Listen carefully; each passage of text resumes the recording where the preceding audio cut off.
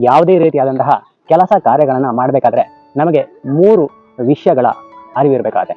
ಮೊದಲನೇದು ಕೆಲಸವನ್ನು ಯಾಕೆ ಮಾಡ್ತಾ ಇದ್ದೀವಿ ಅನ್ನುವ ವಿಷಯದ ಅರಿವು. ಎರಡನೇದು ಕೆಲಸವನ್ನು ಹೇಗೆ ಮಾಡಬೇಕು ಅನ್ನುವ ವಿಷಯದ ತಿಳುವಳಿಕೆ. ಮೂರನೇದು ಬಂದು ಆ ಕೆಲಸದ ಬಗ್ಗೆ ಜ್ಞಾನ. ಇವಿಷ್ಟು ಇದ್ದರೆ ನಾವು ಆ ಕೆಲಸ ಕಾರ್ಯವನ್ನು ಶುರು ಮಾಡಲು ಸುಲಭವಾಗಿ ಅನಾಯಾಸವಾಗಿ ಮಾಡಲು ಸಾಧ್ಯ. ಅದೇ ಇವಾಗ ಒಂದು ಕೆಲಸವನ್ನು ನಾವು ಮಾಡಿಸ್ಬೇಕಂದ್ರೆ 3 ವಿಷಯಗಳು ಗೊತ್ತಿರಬೇಕಾಗುತ್ತೆ. ಮೊದಲನೇದು ಬಂದು ಕೆಲಸಕ್ಕೆ ಬೇಕಾಗುವಂತಹ ವಸ್ತುಗಳು, ಅಂದರೆ ಯಂತ್ರ ಆಗ್ಬೋದು, ಇಂದ್ರಿಯಗಳು, ಅಂಗಗಳು, ಇದು ಯಾವುದೇ ಆಗಲಿ ಯಾವುದನ್ನು ಬಳಸಬೇಕು ಅನ್ನುವ ವಿಷಯದ ಅರಿವಿರಬೇಕು.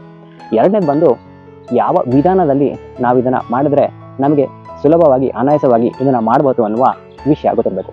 ಮೂರನೇದು ಬಂದು ಯಾರ ಕೈಯಲ್ಲಿ ಇದನ್ನು ಮಾಡಿಸಿದ್ರೆ ಅಥವಾ ಯಾರು ಇದನ್ನು ಮಾಡಲು ಸಮರ್ಥರು ಅನ್ನುವ ವಿಷಯ ಗೊತ್ತಿರಬೇಕು. ಅಂದರೆ ಅದಕ್ಕೆ ಸರಿಯಾದ ಮನುಷ್ಯನ ನಾವು ಇಡಬೇಕು.